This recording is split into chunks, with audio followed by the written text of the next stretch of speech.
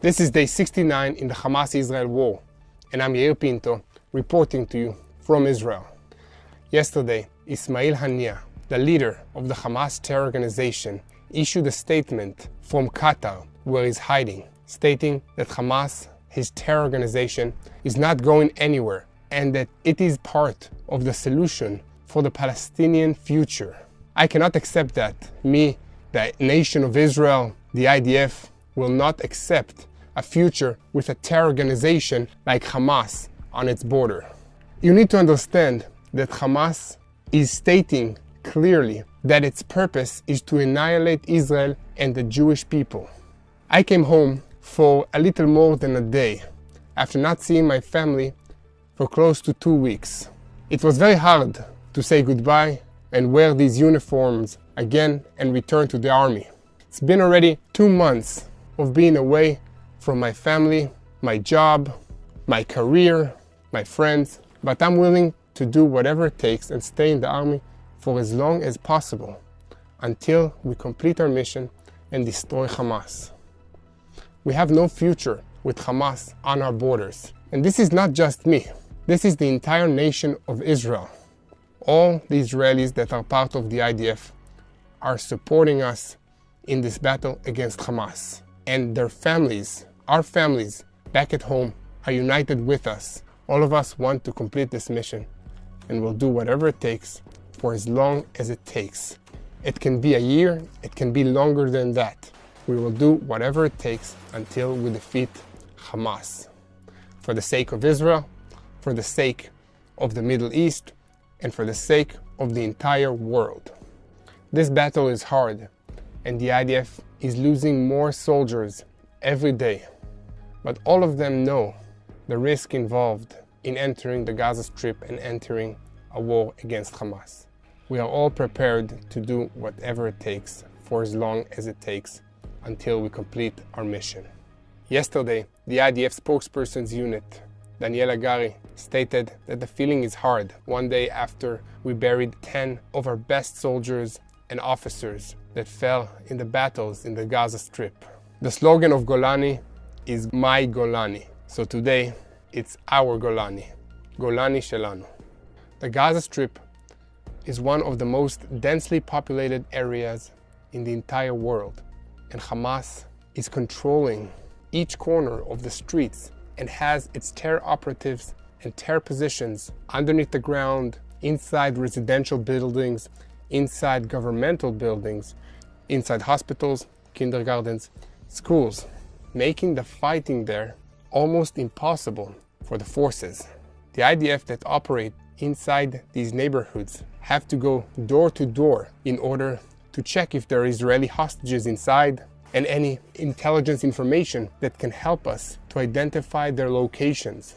The soldiers are risking their lives because Hamas is placing explosive devices on the buildings that the IDF is looking into. This war is super complicated for any army, but for the IDF it's even more complicated because the IDF is a humane army and we do not want to harm the civilians in the Gaza Strip while attempting to destroy Hamas. Moreover, the soldiers that are fighting inside these streets in the Gaza Strip are facing Hamas terrorists face to face, in corridors, behind doors, behind corners of buildings, making each interaction deadly for us as well as for the terrorists. Yesterday, in the southern part of the Gaza Strip, IDF forces encountered Hamas terrorists in the area of a school. The terrorists opened fire using sniper rifles and RPGs at the forces that advanced towards the terror locations. Using unmanned aerial vehicles, the IDF received a wider picture of the locations of the terrorists and were able to advance. After receiving the full picture, the IDF revealed an underground command terror station beneath the school and within the classrooms. After identifying that the whole structure was operated by Hamas in order to conduct attacks against the troops, the IDF called an airstrike and destroyed the Hamas location. IDF infantry units from the Golani Brigade are advancing in the area of Sajaiya, in the northern part of the Gaza Strip. In a Kasbah of Sajaiya, Kasbah is a densely populated area. It's basically the heart of the town. In that area, the buildings are attached to each other, and it's very hard to navigate and operate from within such a densely populated area. In the world, just imagine how hard it is to operate within these streets when you know that every door you open might cause an explosion to erupt that the terrorists placed on the other side. And on the other hand, the terrorists are preventing the civilians to evacuate the area because they want to make it harder for the Israeli troops to conduct their operations, and they want to use the civilians as human shields. These are the dilemmas that the IDF needs to deal with every day of this war, while at the same time receiving international pressure to stop the fight without any military achievements, without releasing our hostages, and without destroying Hamas. On Israel's northern border, in the battle against Hezbollah in Lebanon, Hezbollah launched rockets towards communities in Israel. No injuries were reported, but the IDF targeted Hezbollah terror cells and command positions within Lebanon. This war can deteriorate fast. So I'm fighting in this war for more than 2 months now. It's very hard. It's very hard on me. I miss my family. I miss my friends. I miss my job. It's very hard on my wife and my kids that need me at home. But this is not new to the state of Israel.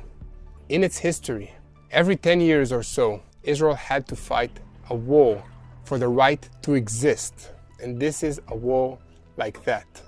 We are fighting in order to live here in this region, in the nation of Israel. This war includes not only the soldiers that are part of the IDF. This war includes the families back at home that are supporting us and enabling us to continue every day to do our jobs in order to defeat Hamas. So please, when you pray for Israel, pray for the families of the soldiers back at home. We are all together here.